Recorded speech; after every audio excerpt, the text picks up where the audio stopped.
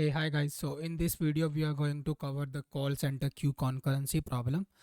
So if you just talk about the problem, this is a basic problem which you guys also must have seen. Like whenever you are calling the call centers, you are asked for the waiting for 5 minutes, 10 minutes because all the agents are busy, and sometimes even the call gets rejected because the number of the waitings are already so high that they cannot attend your call.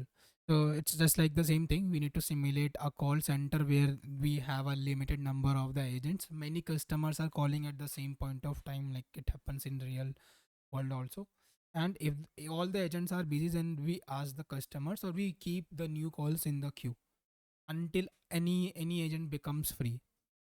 Now, other thing which we need to make sure is only the available agent can take the call, and the system is not assigning one call to two agents. These are the major objective of the design which we have to do.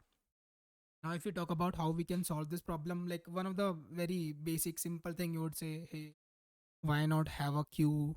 And on the queue we can have multiple threads which are trying to pull the values from the queue. Okay, like if we think in high level, you can say hey, we can use the SQS and all those things. But since we are designing the low level, we need to focus on the more of a internal coding part or the low level coding part instead of using the SQS queues directly. So what if let's say we use a simple queues here? Are they going to work? No, because there may be a chance that two threads are going to access the queue at the same point of time, and it may lead to the same call getting assigned to two agents.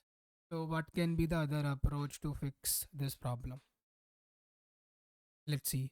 So one of the way could be, hey, we can use this executor thread pool. So what this actually do is this thread pool approach, it will create a pool of the multiple threads. Let's say hey, we are saying hey, we are having five threads. That means we are having five agents if we just kind of try to simulate in the real world. And whenever any call comes up, we kind of assign this task to this pool. And whenever any of the thread, if any thread is already free, that thread takes that task. If not, it is kind of kept into that pool in the internal queues. There they have their own internal queues, it's already implemented inside it, and they handle it for us. So if we go through the code, if we see here, we are declaring the thread pool with the size of 3. We are having a call thread. Whenever a call is coming, we can just call this one function. This is just like a simulation which we are doing. Now this is the main function which we are having. So here we are simulating, we are considering that hey, we are receiving 10 calls at the same kind of point of a time. Now we are kind of asking the agents, or we are kind of asking that agent pool to execute that call, to take that call. Okay, but since the number of the agents are only 3 and we are kind of pushing it to the 10, the rest 7 will have to wait for the queue. And once the thread work is done, whosoever gets finished earlier takes the next call from the pool automatically. It happens internally, so you don't have to focus, you don't have to um, think about that, you don't have to handle it yourself, it is already handled internally.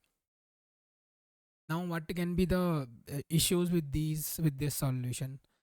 As you have seen that because of the limited number of the threads, and we cannot change the threads. I mean, basically in the call centers you have always, most of the time, limited number of the employers. Yeah, it can scale, but for now we are considering that you have a limited number of the threads or limited number of the workers. What if you get a too many call? Let's say something went really bad into some part of the network or something. Like in that case, the chances are that many of the customers, which is significantly high, will start calling the call center, and we are only having limited agents. Then what will happen? Our agent pool internal queue size will grow too much, and that, as it is mentioned here, unbounded queue grows indefinitely, consuming all the memory. Since the queue is growing, it is also taking the memory of the CPU, and if the CPU memory is getting out of the bound, it will definitely halt the entire system. Now we also need the call rejection, as we have already discussed in the above solution which we have discussed already. There is no way to reject a call. We are like, hey, whatever is coming up, allowing those customers to wait for the agent to become free, and that is kind of leading this entire thing. So maybe one of the thing which can be improved here is, if the agent, if in the agent queue there is already too many waiting, then we can reject the call. That is one that can be one of the fix to kind of get rid of the other problem. Or another way can be handle it asynchronously. What if that, hey, we ask the customer, hey customer, hey, right now we are already too busy, so we will call you back once the agents become free. And that can be another solution. So we are covering more solution in our course, so soon you will see it there basically.